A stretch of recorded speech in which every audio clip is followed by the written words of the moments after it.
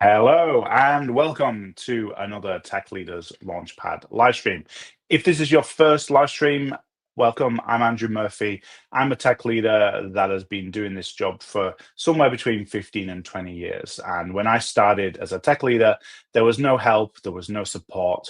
I had to learn to do everything the hard way. I had to make a bunch of mistakes. And so now, 15 years later, what I do is I try and share my experiences, share the things that I've learned, and try to make sure that tech leaders nowadays don't have to make the mistakes I made and don't have to do things the hard way. And so one of the ways I do that is through these live streams where I share the people from around the community that I learned from, that give me insights, and we talk about topics that are important to tech leadership. We've had people on here such as Scott Hanselman, Charity Majors, Dylan Beatty, and today we have Anita. Welcome, Anita. Say hello to the folks at home. Good morning. Greetings from the Netherlands. Yeah, good afternoon. Greetings from Australia. We were just talking about the differences between the two in the little green room before the live stream. Anita, I often like to start off with a little bit of an icebreaker, just to get us talking, get the conversation flowing. And the question I like to ask is, what is your favorite tech gadget that is not your computer or your mobile phone? Damn, I wanted to say my mobile phone. Apart from that, it would probably be a power bank, which I take with me whenever I travel because my iPhone has pretty much battery. No matter if I buy a new iPhone, the next battery will be soon dead as well. So I'm used to carrying a power bank with me. Yeah, it's a good answer because I think we can easily get into this throwaway culture of you just get a new iPhone every year and you just expect to use it for a year and then throw it away, and it's very not good for the environment. Totally not. My current iPhone is bought refurbished and it's pretty an old model. I wouldn't know which one because I don't care, but I always try to buy as much sustainable things as possible. I would love to have a fair phone, but the Yeah. camera quality of it, unfortunately, is not up to the standards I would like to have without buying a photo camera. Yeah, that's a really good point. I changed my answer as we were just having this conversation. I'm gonna be cheeky and I'm gonna give two answers. So this is a limitless pendant. So this Oh, basically is a microphone. It's a microphone that is hooked up to a cloud service that records audio the whole time.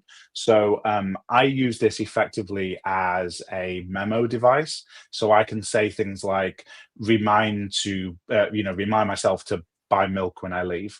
And then I've got it set up so that it transcribes the audio and then sends me a Slack message. well, that's pretty Um, cool.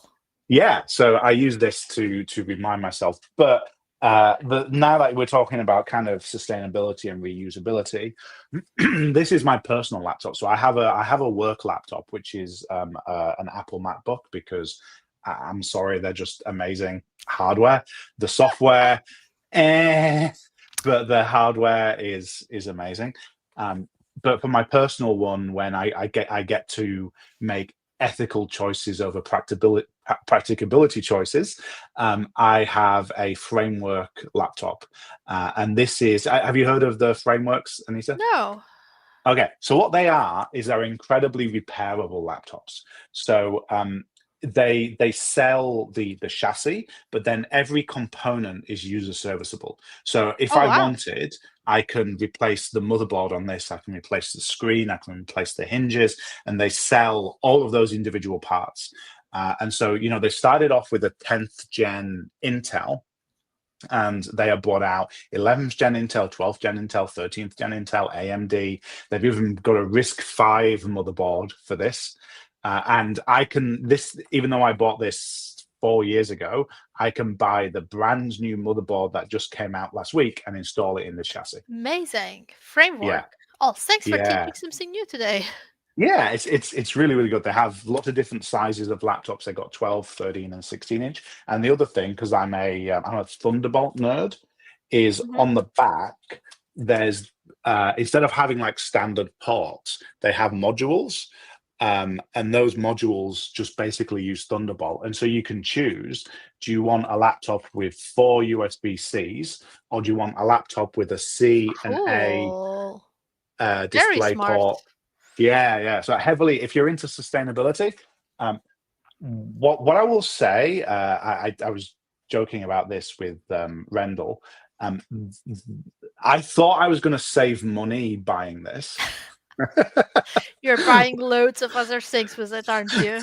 Yes, you end up spending way more money because you're like, oh well, it's easy to upgrade to the new motherboard. I'll just buy the new motherboard. I've got to have 4 USB-As and 4 USB-Cs and 2 HDMIs and 2 display ports. You just end up spending way too much money on it. But from a sustainability point of view, definitely recommend. Thank you. Okay, Thanks. I'll have a so look. yeah, I do. What I would say about them, cards on the table. The battery life is not amazing. Mhm. The worst thing about them is the battery life. If you don't need ridiculously long battery life, they're incredible machines. But that's one of the reasons I use my Mac as my work machine. Is sometimes I just I need 10 hours of battery life. Like I'm on a plane or something, and I just need ridiculous length battery life. And the Apple laptops are just incredible with that. Again, Sure. even though the software sucks. So often with these live streams, I kick off with kind of talking about the topic in the sense of why is this topic important. And so, can you kind of give me a little bit of your background? Tell the folks at home who you are, what you do for a job, a little bit of the backstory of that, and kind of use that as a a segue into why we've chosen today to talk about neurodiversity, why it's especially important to you, and why you think it should be important to the folks at home as well. So many questions at once. Um, let's start with what I'm doing. I'm a Scrum Master. I have been Scrum Master for I'm not sure 7, 8, whatever amount of years. Currently working for a European company called Bowwatch.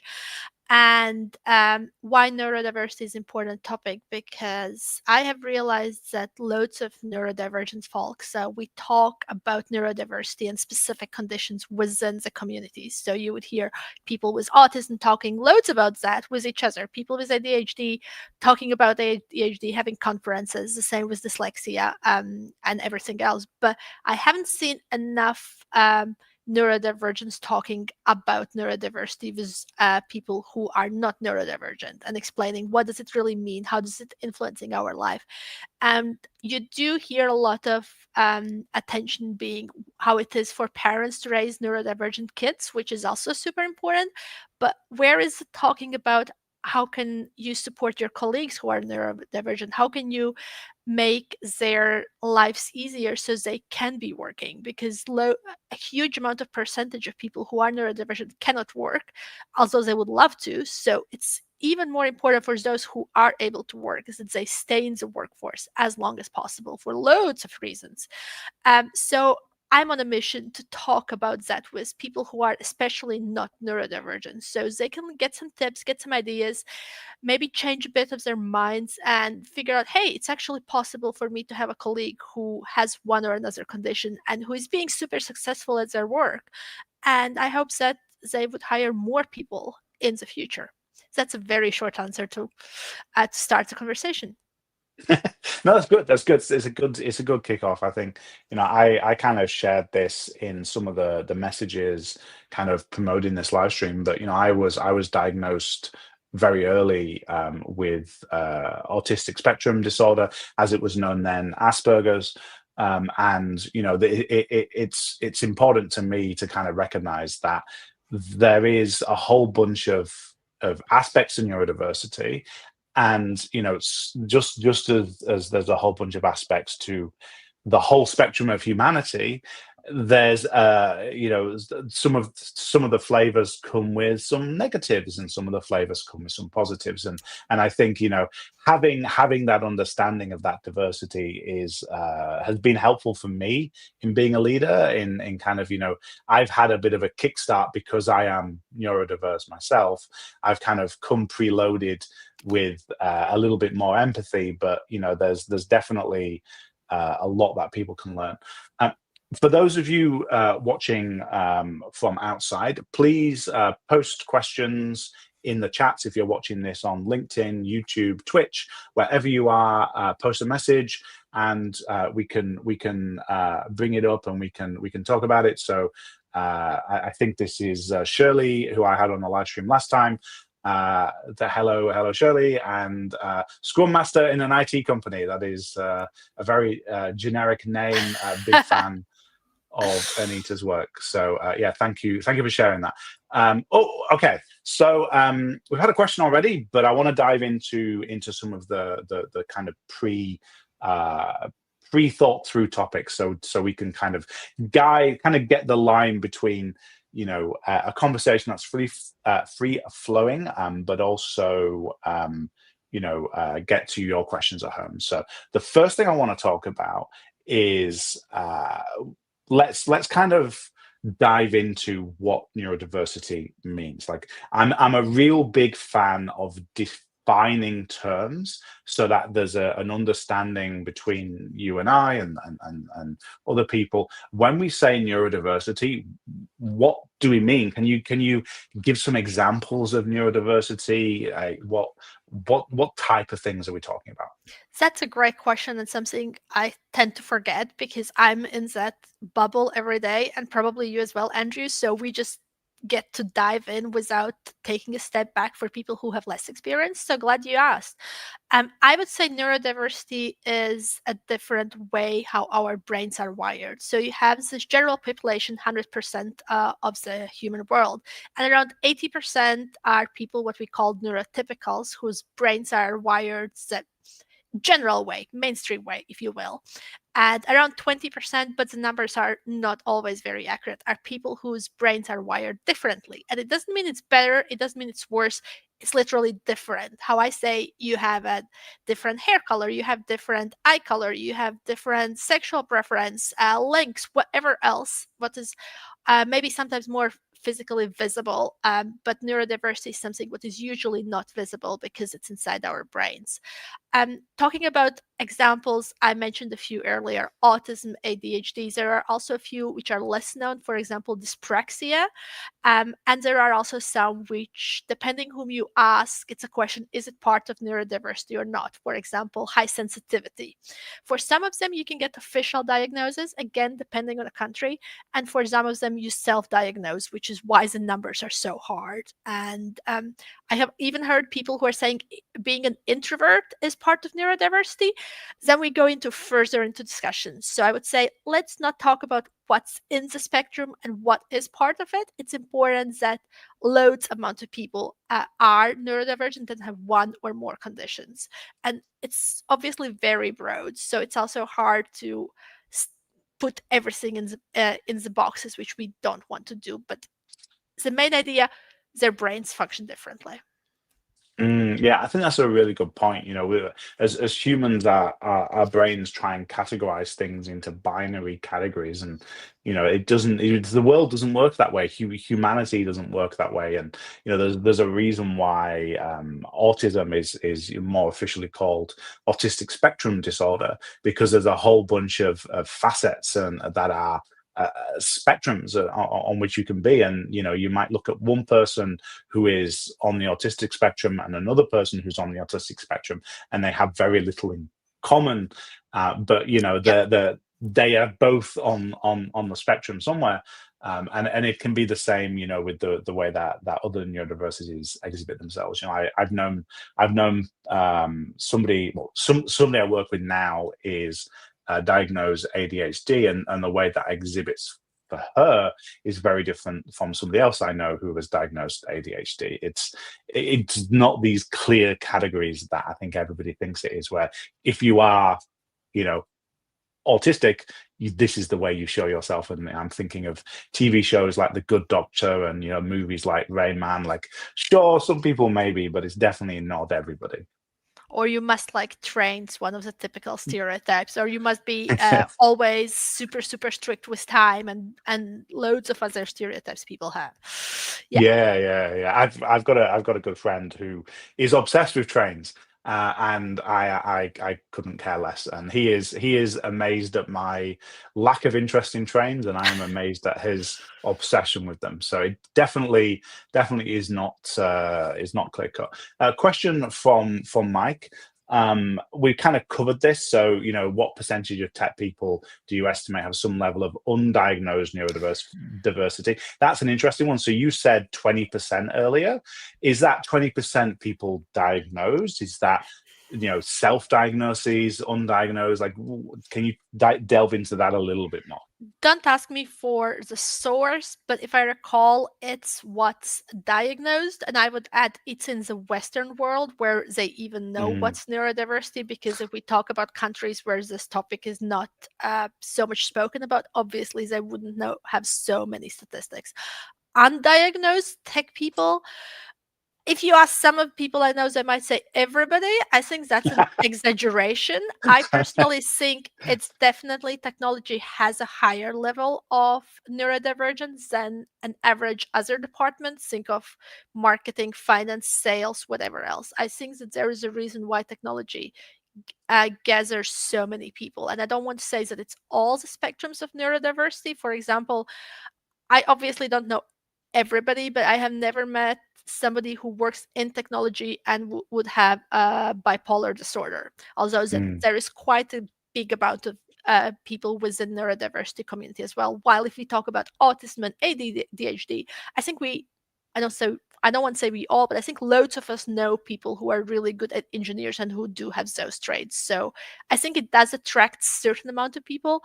The question is, do they know themselves that they might be neurodivergent, even if they're not diagnosed? It could be that they are just brought to technology because that really appeals to them, and they don't.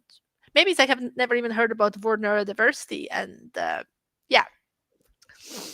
Yeah, as Rudy said, everybody now only 99.8%. Yeah, it's true. Like, I think, there's a certain appeal to something about technology that definitely draws people who are neurodiverse. The only other industry I've seen kind of have similar draws is I used to work in actuarial sciences. And there is so much similarity between the actuarial sciences and software development in terms of the types of people. Like, if you were to plot the personality distribution of somebody that works in tech and somebody that works in actuarial sciences, there would definitely be a significant crossover there. The funny Um, thing is, I read the research recently, and it was a Dutch research, but I'm not sure if it was also including other countries. And as the research showed that actually females who are neurodivergent, that very high percentages of them work in healthcare. And that's something that really ah, surprised me because I wouldn't have thought of healthcare. But there are certain attributes what really brings them to healthcare as well. So when we talk about neurodivergent technology, I think we all know most of technology workers are men. I would love to see that changed, mm, obviously, and that's what attracts them. So maybe there are also some gender specifics. And yeah. I think that would be very interesting research to look more what other sectors are there. Yeah, it's a good point. So my mum works in England. She works in the autistic space specifically, and one of the interesting things about the gender divide between women and men on the spectrum is that women on average are diagnosed at a much lower percentage. So if you have somebody who is on the spectrum, if they are female, they are diagnosed much less than if they are male. And so, there is definitely a skewing of more men than women are autistic, but a large percentage of that is just the fact that women seem to be better at masking it than men. And also, women who do get diagnosed, they get their diagnosis later in Mm, in their lives. So most of I won't say most, but loads of them are already adults, while uh, loads of men who get their diagnosis already when they're children. But I hope yeah. it does get to change in the next years, because there are more and more female researchers who are specializing on researching that in women. And I notice that the signs and symptoms are different. Not always, of course, but there are some things what is not visible by women or girls at that point, which is why they don't think that they might be neurodivergent. So we've got a question from Twisty here. How do you deal with leaders who have a negative view or stereotype around ADHD? I met a lot of older colleagues who seem to think I'd be like the kid in school who throws chairs around. So this is kind of a bit what I was saying earlier. You know, Rain Man is a stereotype. It is not how people on the autistic spectrum always exhibit. You know, there's lots of other neurodiversity that don't show those typical kind of behaviors. What's your kind of go-to tips for I guess educating other people about this kind of stuff, like showing them the importance of it? Like, have you got any resources you share, any things that you kind of like to give people, or any kind of mental models, ways of thinking about it? How would you approach this problem? I always like to lead by empathy and trying to see the best in people. People call me naive for that reason sometimes. So when I see leaders who might have a negative or stereotype around one or another condition, for me it's personally important to figure out why do they have that view, what has influenced it. Maybe they have met somebody who is that stereotype. Although most of ADHD people with ADHD are not really throwing chairs around, so to say. So it's to figure out what has made you think that way and how can we change your perceptions through. Maybe it is understanding which colleagues do have ADHD who are happy to share their stories and see that it's not about hyperactivity always. Maybe it's somebody who likes to read or to watch YouTube videos and then you give them some resources. That does include that those leaders should be open to change and open to learn. If they are open to change and open to learn, then obviously it's so much easier to work with them. Unfortunately, not everybody is open to change their minds and learn more. And I think then it's more using some nuances and really thinking when is the right time to share your diagnosis or share what you're struggling with and how do you go about it. It's also one of the questions I get a lot. Hey, should I be sharing my diagnosis at work? And my answer is always, it depends. Well, that's Scrum Master's favorite answer to pretty much everything, because it depends on what do you want to achieve with it. It depends what kind of workplace do you have. What do you want to gain out of it? What are the pros? What are the cons? And I end up usually saying you might not want to share the diagnosis, but share what you're struggling with, or share what kind of accommodations you would need. For example, I would prefer to sit in the corner so my back is towards the wall because I don't like people passing by me, and that might be relevant for people no matter if they have any condition or not. Or sometimes I need some time to focus and not be around people, so I would like to be able to work from home so I can be more productive. Again, you don't need to share condition, and loads of people will say, hey, actually I have the same and I'm not diagnosed or anything. And I think that helps people much more to figure out how they can help you if we talk about how is that influencing you and not putting you in boxes.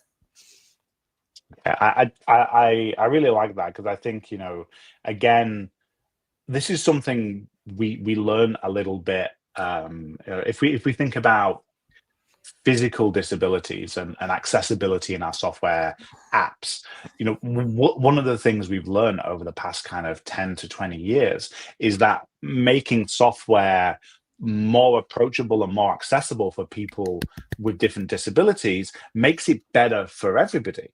You know, I'm a father now twice over, and I used to never use voice interaction on my devices ever, because it sucks, right? It works 75% of the time, and it's not very good. But since I had kids, I probably use on a daily basis, I'm using voice interaction with some device or another because I'm holding a baby or because I'm distracted by something. And having things that are easier for me to read and pass when I've got a 2-year-old jumping on my lap, and it's easier for me to see because the contrast is good because I'm distracted because I'm feeling a baby at the same time. Like having our software more accessible to people with disabilities helps everybody. And I think this is a perfect analogy here. Having teams and cultures that support people who are neurodiverse helps everybody function better, not just the neurodiverse. That's exactly one of the things I always say, and I'm so happy you said it before me. Awesome. Yeah, it's yeah, I think it's a great example. Definitely. Uh from Shirley, it would late ADHD, it would definitely help me in my early 20s at my work if I knew. Yeah, sorry, I think this is a very, very common story of people kind of realizing in their in their late 20s, in their 30s, that they should have been diagnosed and should have had support. But hey, having it now and knowing it now means that you can get the support you need now. So it's better than not knowing. Well, you say that, but there are also people who do wonder, hey, I think I might have this or that. Should I get diagnosis? And again, the answer is, what do you want to gain with it? Do you just want to have Mm, peace of mind, which is personally what I wanted when I set out to get diagnosis? Or do you want to have it in your medical history so you could get better healthcare depending on the country you live in? Do you want to know the necessary accommodations? I have a family member who I suspect has ADHD, but who is 60 plus and doesn't want to get diagnosed. And I have talked, hey, I think you might have it. I'm not a healthcare specialist, but I see some signs. Would you be open to go and get diagnosis? And the answer is, why? Why would I do it? I have figured out ways how the life works for me. I'm at this age. I don't need it for myself. And that's fine as well, because not everybody needs to know it if they have nothing what they think would help them. So if there are people who are fine and who have figured out accommodations which helps them, perfect. I'm super happy for them. Then the queue will be less long for people who do want to know. mm. Yeah, it's like I like to think about this as the difference between internal and external labels, and how they can be useful and not useful. They can be empowering and disempowering depending on how you think about it. Just being using a label of a diagnosis as an excuse to not do something can be disempowering. But Right. using a label of a diagnosis a as a trigger, as a motivation, can be empowering. And so for different people, the same diagnosis, the same label can kind of trigger different behaviors. Yeah, and I think it's also the question, should I tell my colleagues that I have a Mhm. diagnosis? It depends. What do you want to get out of it? Are there things what you think your colleagues don't understand? What you think will help if you share it? Or do you think that they will put you in boxes if they know that you have one or another condition they have little knowledge about? So it Mm, really depends on what are the reasons behind, how is your workspace. And I know people who have shared it in the job interviews because they really want to go and work for a place which embraces them, who's how they yeah. are. And I applaud them, because that is actually how I would want everybody to do, and knows that, hey, this workplace is aware, they're willing to take me how I am. I don't need to hide parts of myself. Unfortunately, most of companies are not so open, so that it's also more sharing the right place, the right people, and saying, this is why I'm sharing it.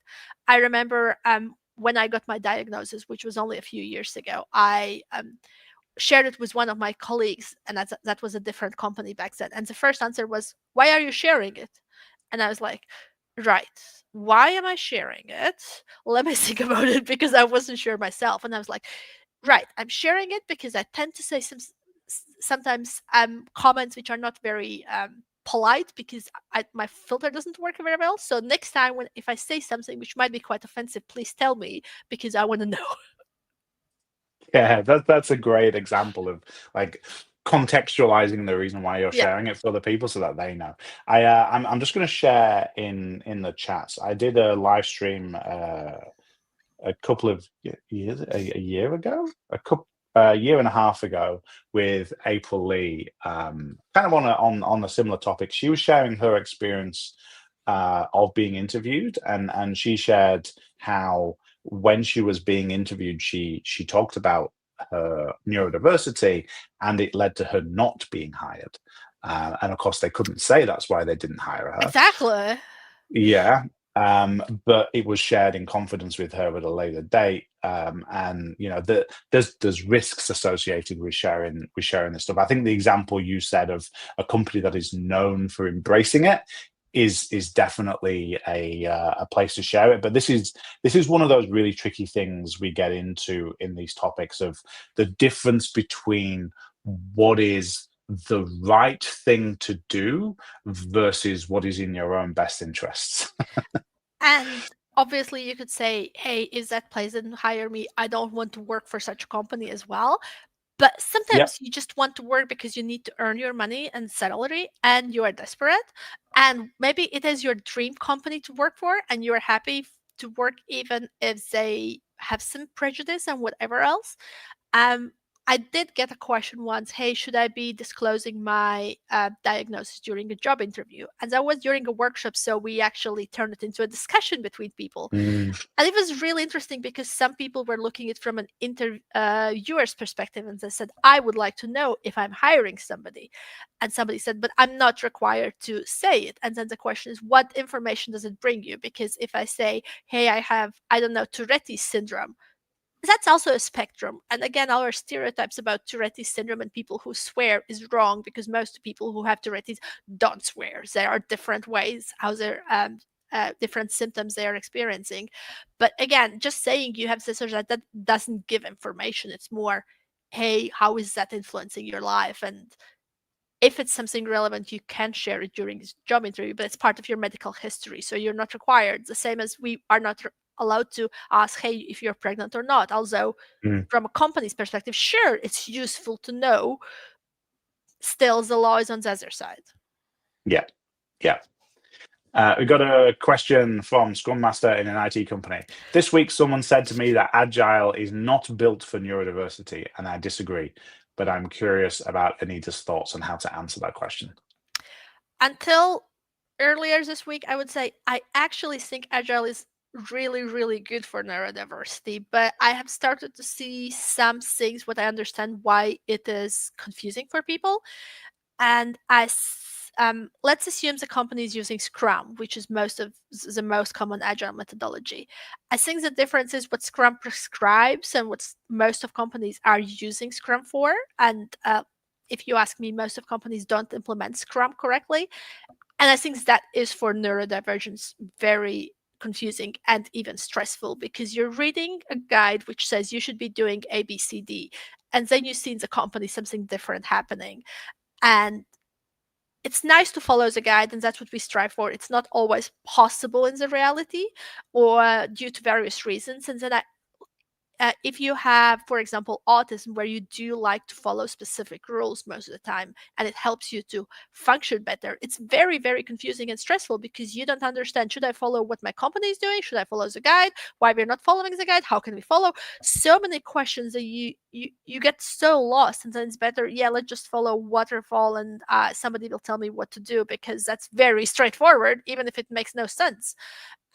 But I do think there are certain agile elements which do help because it's all about listening to each other.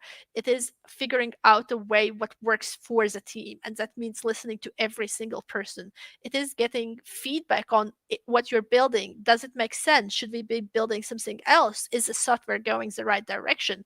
I think there actually neurodiversity helps because we want to make sure that what we build is useful. We want to be heard, and everybody wants to be heard, not only neurodivergents. So I hope I kind of answered to Madelia's question. Yeah, I think you did. I think you did. Yeah, that's a. I'd never thought about the relationship between agile and neurodiversity. I don't have an answer that is anywhere near as good as yours, Anita. So I'm gonna have to go away and think about that one. So, thank you, whoever you are, for Scrum Master at an IT company, for posing that question. I'm gonna go away and do some thinking on it. Question from Mike. Please share a practical example of how you've had to adjust your own behavior to cater for someone with a neurodiversity trait in your daily work. So this is you as somebody in a team helping or accommodating somebody else who has a neurodiverse trait. Have you got a good example of that to share? I think my favorite example is people who are late for meetings, because we all have such colleagues. And you can say, what does it have to do with neurodiversity? But it does. Loads of people with ADHD have something what's called time blindness. And it means that they don't experience times the same way as others do. For example, I don't have ADHD and I'm time obsessed. If people are late, I can stress even if it's 1 minute late. Like I have this whole story about me and time. I'm obsessed. So me um, adjusting my behavior to people who have time blindness is a real thing. I have finally managed to find a way how it works, not only for me but also for others. And again, it goes back to figuring out why they are late, and understanding that for people who do have time blindness, that's something they can control, not fully. So they really want to be there on time. They want to be to that bloody meeting at 9 o'clock, but it just doesn't work for them. The way how the time flows in their brains is not the same as it is in ours. They get lost of track. Time. They don't understand how much work can be done within the time. They think they will be in the office on time, but then the things happen, and then everything happens, and they really try their best, but it's not possible. So what do? You could obviously say, hey, everybody who is late brings cookies. Great, that doesn't help them to be on time. Hey, we're gonna change the meeting time. That could help, but if they say, okay, now I can leave half an hour later, they're still not gonna be on time. So in my case, as it was more about accepting that people tend to be late and figuring out how do you go in a moment when they're late, because you can say, hey, we wait until everybody arrives. Hey, we postpone the meeting. We're going to start the meeting even if some people are not there, and having clear team agreements, because usually you know who will be late. Because as I said, for example, I'm hardly ever late because it stresses me out too much. And I know some colleagues tend to be late, so let's figure out together as a team, what do we do when those people are late? And now we have team agreements. Everybody knows what to expect. It's obviously annoying, but because you know that they do their best and they're not coming from a bad place, it helps you to uh, look at it at the ease. And when they do arrive in the office, you're not there with a grumpy face saying, not yet again, but you are like, okay, and we go to the meeting. I, I like that expectation management and clarity of saying, if this behavior isn't something you can change, this is how we work around it. But it's not a case of always catering for it in the sense of making everybody else late. It's just saying, okay, well, how can we change and structure the meeting? How can we change what we're doing so that maybe we discuss these things first and that thing when they join, and kind of working around it. I think that's a good way of thinking about it. The example I've got for this is I was working with a team, and we were doing a pretty typical kind of Scrum approach where we would put cards into the current sprint and assign the cards to engineers for that sprint, and then the engineers would get 2, 3, 5 cards that they'd work on during the sprint. We decided we would try a more kind of pure Kanban approach where we would just have a backlog of cards, and people would just work on one card. When they finish that card, they'd pick the next card up off the backlog. So we did that as an experiment, and somebody in my team at the end of 2 weeks basically said, I cannot do this. I cannot work this way. And the reason why is because when they had multiple cards, it fit their brain better to be jumping between various things. Like for me personally, I'm very much a hyper focus. I do this thing, I get it done, I move on. But they were no, I'm going to spend half an hour on this and then 15 minutes on this and then 2 hours on this and then 5 hours on that. And then I'm back to this for 20 minutes. And they find themselves a lot more productive, kind of working on multiple things at once, even though to me, that is the antithesis of Right? focus and productivity. And so, yeah, it was an interesting kind of experiment to kind of, I was just shocked and confused and really took myself a while to kind of understand how that could be more productive for somebody else. So yeah, that's my example. Kanban, pure Kanban doesn't work for everybody. That's a great example. I Now when you say, I do recognize that in some people, but I would have never thought that that's a way how to try, because my instinct is also one task at the same time. That's how we are learned, and it makes sense. So it's really good to ask those questions, why it doesn't work for you and what exactly doesn't work for you, before saying, no, that's the way how we will work, full stop. Rob's saying that's me. I always have 10 things at once or I struggle. Yeah, I've not me, not me. I do wonder, Rob, add in the comments, out of those 10 things, how many do you really finish? Or do you have like them never go ever going for like 3 months before you round them off? Just so I can get my mind that this really works for people.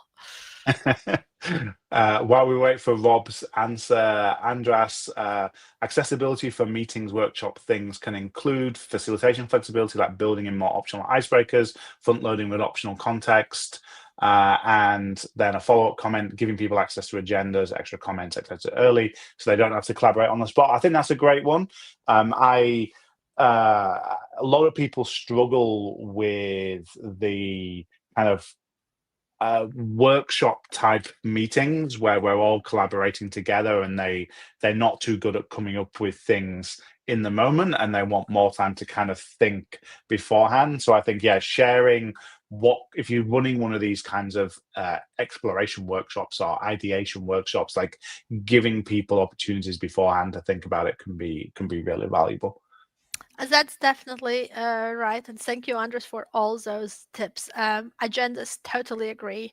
And also, if I know there are colleagues who need more time to think, I tend to give them the topics a day before, even if it's a workshop where I would want to keep something secret, not to spoil surprise or something for certain people. And I say, hey, this is what we will be doing. Those are the questions being asked. Please don't share it with the rest of the team, but I know you will benefit from it. And people really appreciate that you take time to give them the necessary accommodations they need, even if they haven't asked for it.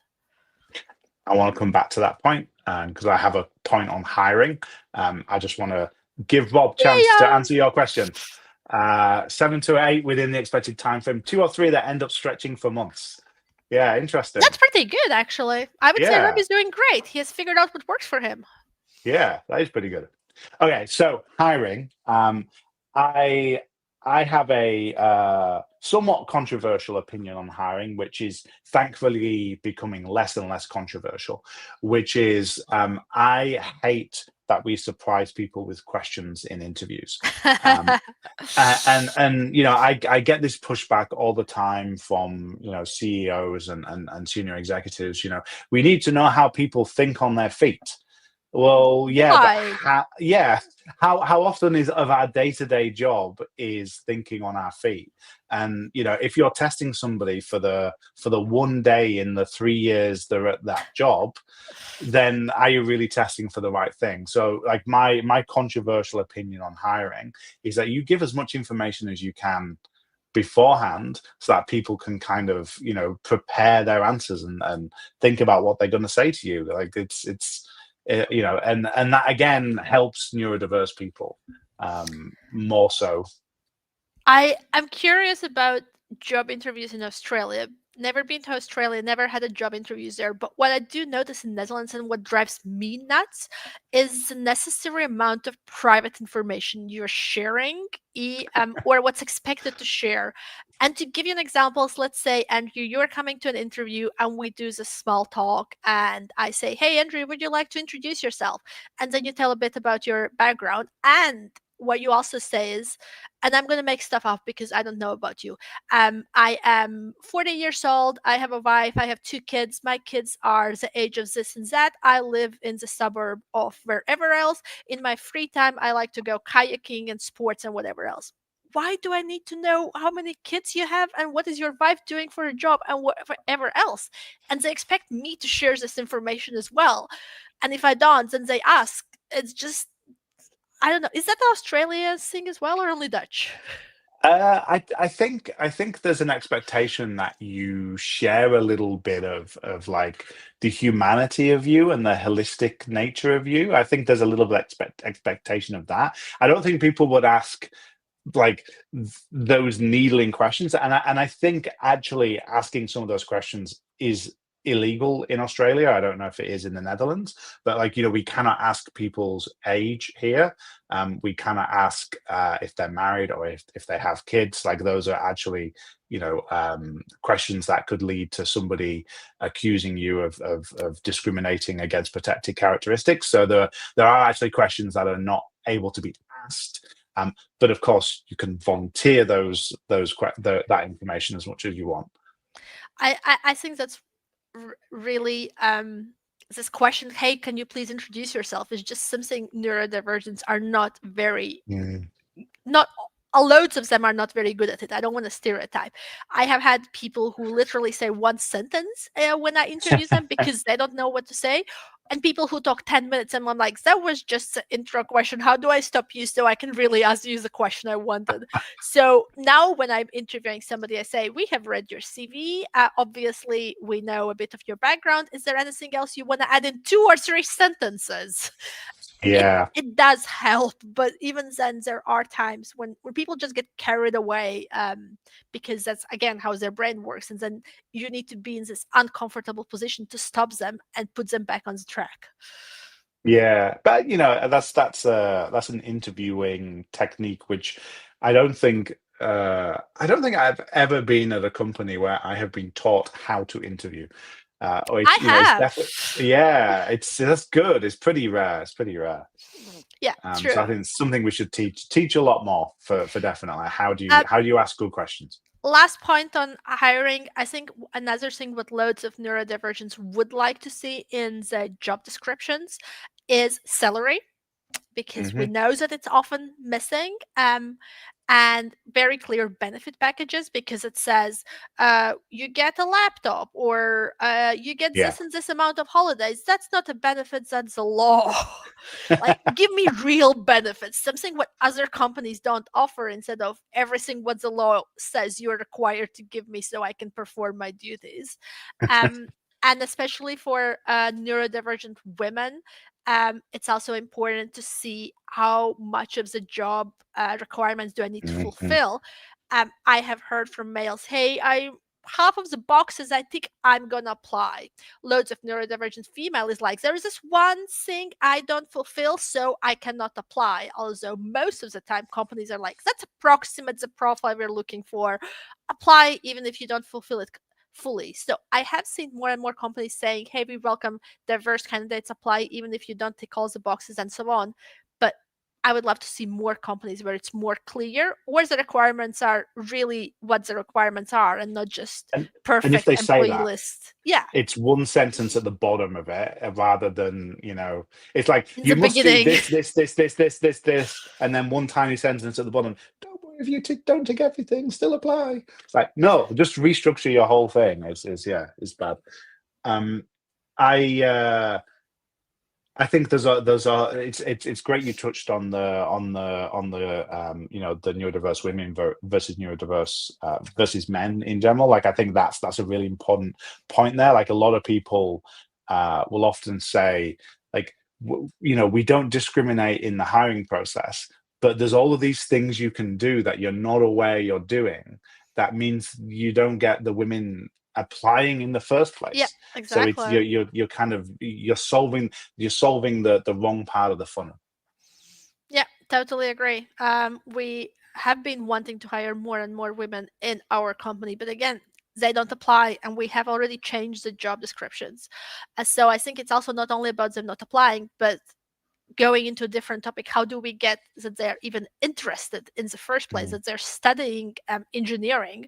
But we're getting away from neurodiversity in such case. That's an entire other Yeah, live stream, which you're welcome to come back and talk about. But yeah, let's solve one massive problem at a time, as opposed to two massive problems at a time.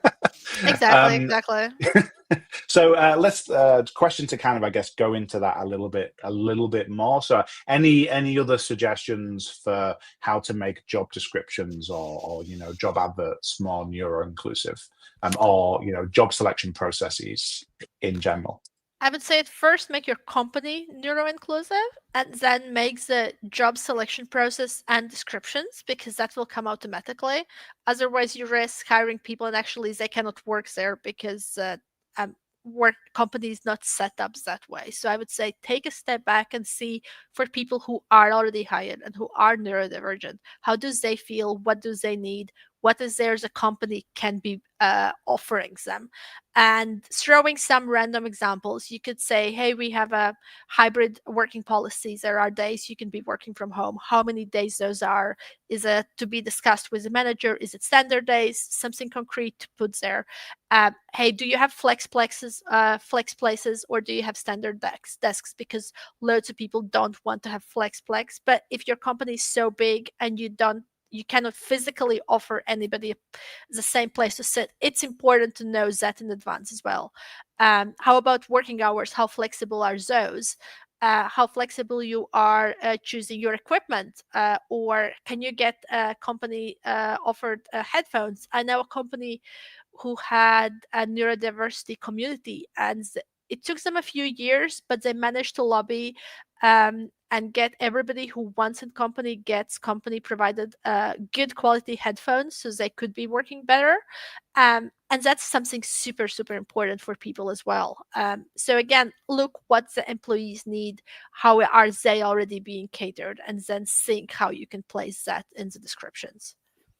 Yeah, that's great. And don't think this stuff isn't talked about. I'm just going to share a link to a community which is Neurodiversity in Tech. There's a Slack group along with this, and one of the things that's discussed in the Slack group are the companies that are neuro inclusive and not neuro inclusive. And you can bet that the thousands of people on that Slack say, hey, should I go work for company X? Are they neuro inclusive? And if 100 people come back and say no, don't, they ain't going to apply for the job. So there are definitely communities where people encourage and discourage people to apply for or not apply for jobs based on their actual experience. Stuff like Glassdoor is what's talked about in public. There's plenty of things that are talked about in private communities about this kind of stuff. So if you have a non-neuro inclusive environment, it will be talked about in a private channel somewhere. I just had a look at them. Thanks so much. I didn't know about them. Do you know if they are mostly US focused, or is it quite international? Like with everything in tech, there is a huge US bias in the community just because of the huge US bias in tech. But I'm in the community. People I know who don't live in the US are in the community, so there's a US bias, but there's definitely non-US events and stuff happening. Yeah, I'm asking because we also have a community in the Netherlands, which is pretty much Dutch Network for Neurodiversity, which organizes events every half a year where people from different companies come together, and then they talk about Amazing. how is neurodiversity supported in their companies, or what different things each company is doing. And It's that's great. pretty much country specific. And I would love to see that in more countries, that they really talk about, hey, what works for my country, and one company can learn from each other. I'll definitely join the Slack. Thanks for sharing. Feel free to share, like if you got a link for that, feel free to share that with me, and I will I'll share it in the links below the video.